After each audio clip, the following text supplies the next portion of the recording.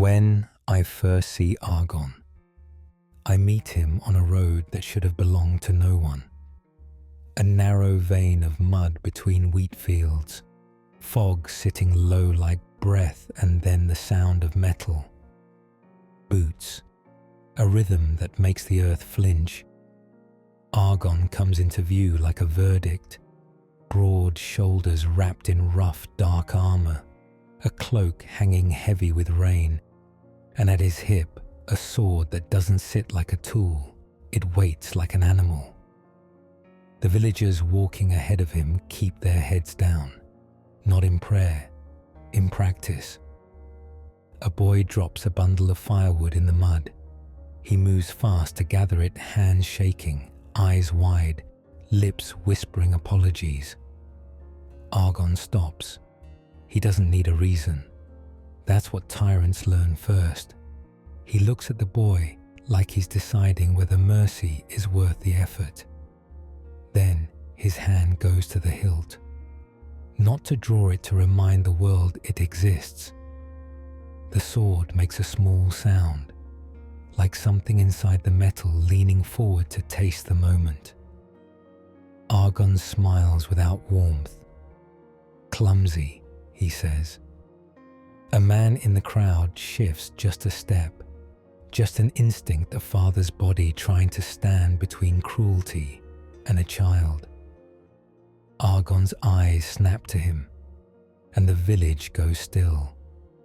The kind of stillness that makes the sound of your own breath loud. Argon draws the blade. The edge drinks the light around it, and for a heartbeat I swear the metal is darker than the shadows it cuts.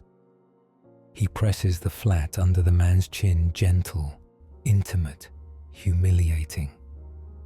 Bravery, Argon murmurs, is expensive. He taps the man's throat, not enough to wound, just enough to promise he could. I stand at the edge of the road, unseen. I am the nameless, a witness drawn, and behind bowed heads, I glimpse at her just once. A woman's eyes lifted toward Argon's sword, not afraid, cold, patient, like someone already planning where the story ends. The gift the woman gave the tyrant. Argon doesn't notice me following. He never looks over his shoulder because a man who thinks he owns the road forgets the road can carry others too. The village arrives like a bruise in the landscape. Low roofs, crooked fences, smoke rising thin, as if even fire is afraid to breathe too loudly here. When Argon steps into the square, everything slows. Not respect, survival. Then she comes forward. No crown, no title, just a steady walk that looks like courage, until I realize it might be something darker. In her hands, cloth-wrapped steel. Argon's eyes narrow. He likes tribute, distrusts generosity. "What is this?" he asks. Her voice is calm, too calm, like she practiced it so her hatred wouldn't show.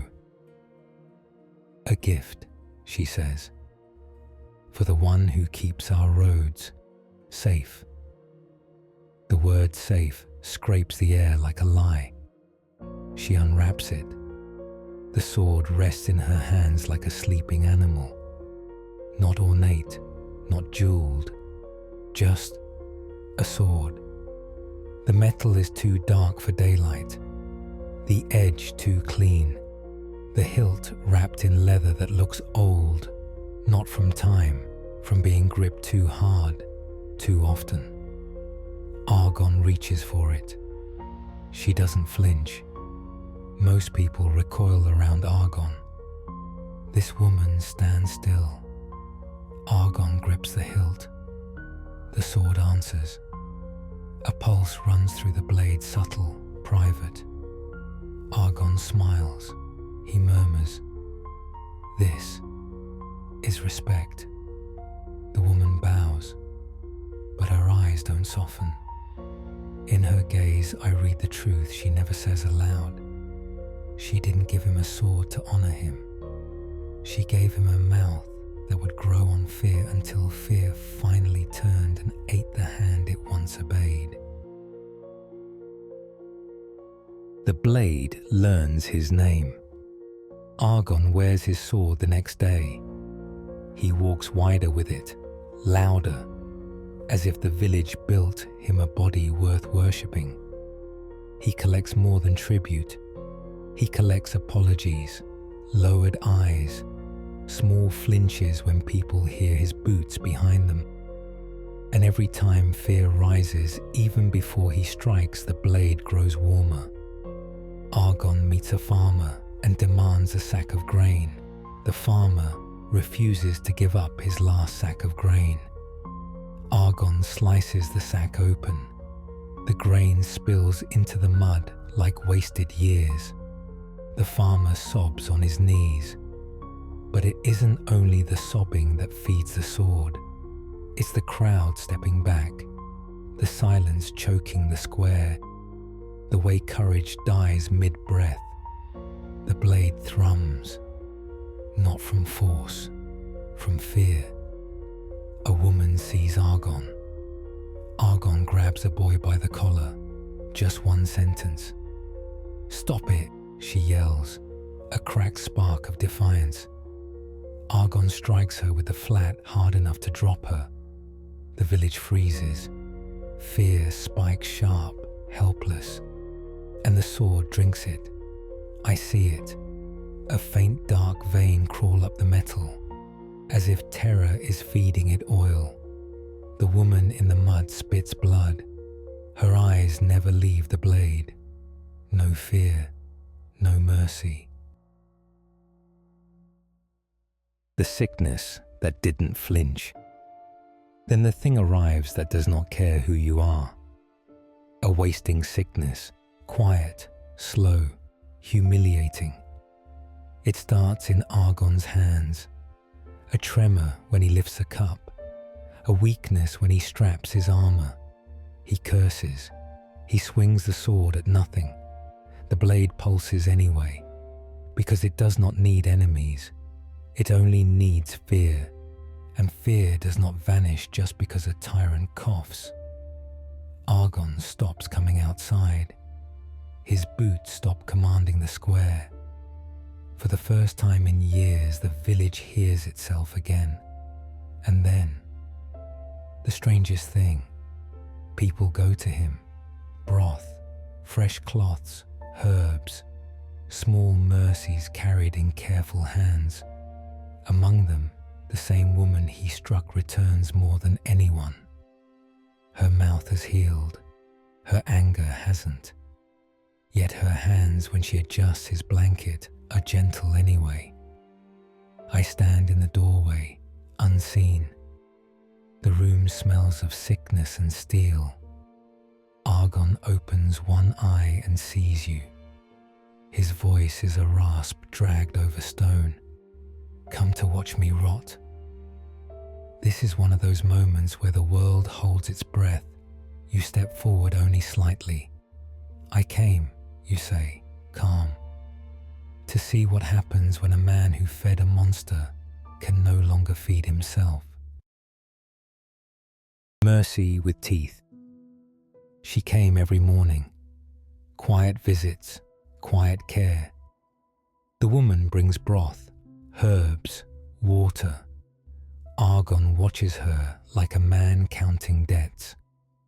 Then one evening, when the fever eases, his voice cracks open. Why? He whispers. A question she still asks herself. She holds the bowl steady, Argon confused. For a long moment, she says nothing. Then quietly, she gave an answer older than him. Because I know what it is to suffer. Argon laughs, bitter. You suffered because of me. She doesn't deny it. Her eyes flick to the corner where the sword waits. The room becomes a grave. Argon stares like he's seeing the shape of his own ending. But then her next words ruin the clean hate she came here with. "You got sick," she says. "And I kept coming. Not everyone is born with a cold heart." Her throat tightens. "I hate what you were," following with a whisper, "and I don't know what to do from what you will become." Knowing the ending she painted for him, that's the pivot. Not forgiveness, not romance. A crack in hatred where something human starts leaking through. And the sword, impatient, pulses harder. Because mercy doesn't erase fear overnight. Fear lingers, and lingering fear is still food. What Argon confessed to me. That night, the fever loosens its grip. Not enough to free him, just enough to let words crawl out. Argon asks for me. I step into the sick room. Candlelight shakes on the walls. The sword in the corner pulses, slow, patient, like it's listening too. Argon's voice is thin. "You said you walked the edge," he rasps, "between what people were and what they could have been." I don't answer. So Argon continues, because shame needs no permission. I wasn't born a tyrant. My father, he didn't raise me, he trained me. A house where love was a reward and pain was the lesson. When I was small, I learned the sound of footsteps. Not the comforting kind, the kind that tells you whether to hide or endure. My mother would watch, he whispers. Not cruel, just gone. Like she left her body to survive. I used to sit alone in the shed for hours, not punished, just stored, as if I was something shameful. And every time I cried, my father would say, "Crying is an invitation." Argon's jaw tightens. So I stopped. Silence settles heavy, crowded with the boy he used to be. Then he looks toward the sword. When I finally grew big enough to leave, I swore something. That no one would ever make me small again. And I didn't know how to be big without making others smaller. My voice comes quiet, controlled, pivotal. "You built a throne out of fear," I say, "because fear was the only thing that ever listened to you." Argon's breath shakes. "I want to change," he whispers.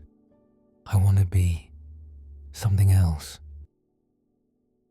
When she heard him, she wasn't spying. She was only bringing clean clothes. But the door was cracked, and Argon's voice carried. She hears the shed, the stored child, the mother who vanished to survive. Her mouth tightens, not with pity, with recognition. Argon wasn't born monstrous. He was shaped.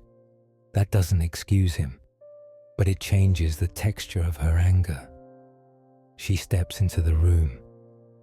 Argon flinches, afraid to show his weakness. She sets the cloth down gently. "I didn't know," she says. Then, rougher. "It doesn't excuse it, but I don't want to be the same and allow anger to shape what I might become." And that's when her care becomes real. Not guilt tending a wound of a man with a decided fate, just a woman refusing to let hate be the only thing she knows. Argon breaks quietly, and I watch from the corner as the sword pulses faster, because fear is stubborn. Even in kindness, her body still remembers. Mira. Her name is Mira. I learn it the way you learn the name of a blade after it has already cut you. She is the woman who spoke back first, the one with the gift of death, the one he struck down, the one who later returned with broth anyway. Now she sits by his bed when the room goes quiet, as if she's afraid that if she leaves, the old Argon will return. Her care stops being careful. It slowly grows to become real, and she begins to notice the pattern. The sword doesn't wake only when Argon is cruel. The image of his anger still lingers. It wakes when someone fears him. Even love carries fear in its ribs, and the sword is reaching its awakening. The first time Argon stood between them and harm. The danger comes on a night that smells like wet hay and old smoke.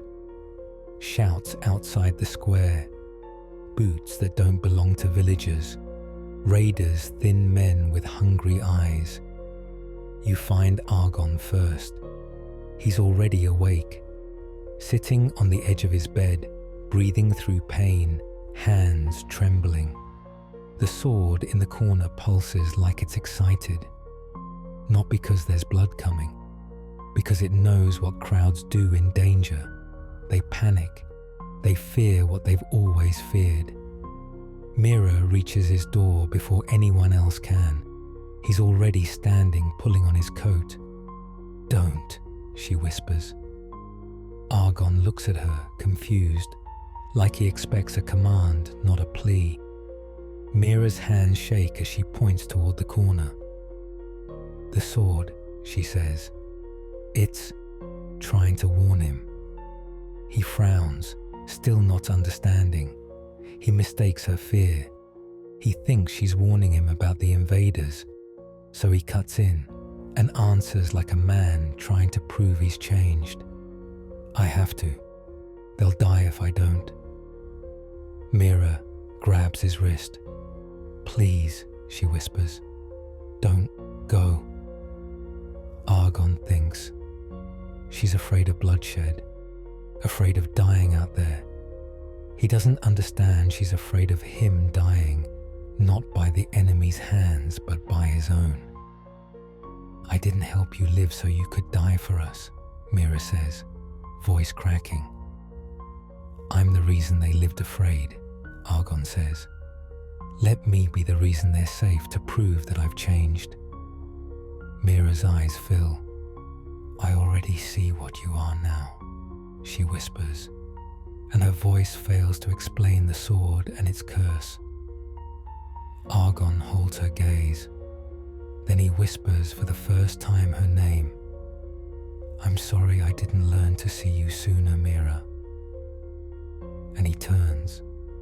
He steps outside and the village freezes, seeing him upright again. A child clings to a mother's skirt. A father reaches for a tool, then hesitates as if violence is a language he doesn't want to learn. The raiders see Argon and laugh.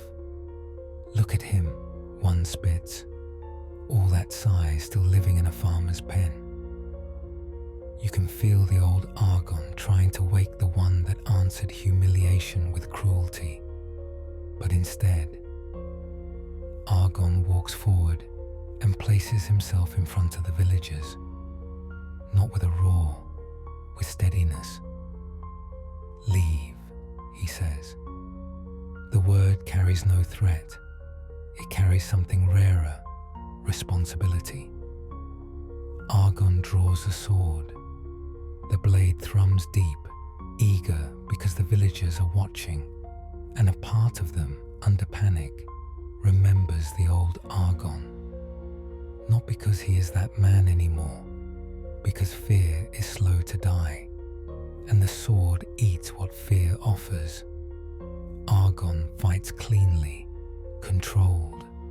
He strikes only to disarm. He shields the weak like they are worth more than his pride. When the raiders finally retreat, cursing, bleeding, humiliated, people look at Argon, and in their eyes you see it, love, not for the tyrant, for the man he became. But it was too late to be, because behind Argon's shoulder, the sword is pulsing harder, now steady, certain like a mouth savoring the seconds before it bites. When the blade turned home, Argon turns toward the village and sees the faces. Fear still trembles in the crowd, even inside relief. Argon's fingers lock. He tries to let go. They won't obey. Mira pushes through the crowds. "Drop it," she screams, too late. Argon gasps. "Stay back." The sword pulls inward. Argon fights knees in the mud, shoulders shaking. Mira grabs his forearm. "No, not like this."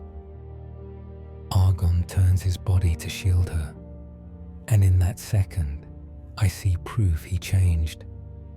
The old Argon would have let the blade take whoever stood closest. This Argon angles it toward himself. Mira's voice breaks. "I wasn't warning you about them." Argon's eyes find hers. "This sword," in a cold breath he whispered. Understanding arrives too late to save him. "You weren't afraid of the invaders. You were afraid of this sword you gifted me in anger." Then the blade sinks in. Mira catches him. "You don't get to leave after you finally became good," she whispers. "I never meant it to end this way."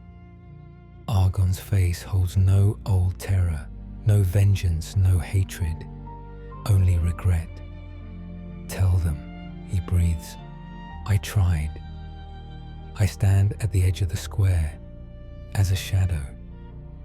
They already see. They will never unsee it. Then stillness. Mira's scream starts small, then becomes something the village will never forget, because now she's in love with the man she used to hate, and love is heavier to bury. The poison left behind. They bury Argon outside the village, on a quiet hill. Mira stays after everyone leaves. Wind pulls at her hair. Her hands are stained with soil and old blood that won't wash out of memory. She whispers to him, "With all of the strength you hold, you still couldn't fight for one more day. And with all of the care I thought had, in forgiveness I've betrayed. We were both the same. You're the terror in public, and I became the dagger hidden in shame. But the moment we saw what we are, after fate closed its doors, we decided to change. And as you go, you speak once more. Vengeance is poison, you murmur. It kills the one who serves it, and the one who receives it." Behind you, Mira weeps. Redemption is real, yet timing decides whether it becomes a life or a eulogy. The cruelest lesson isn't that you changed, it's that you changed when the world had already decided the fate of your past.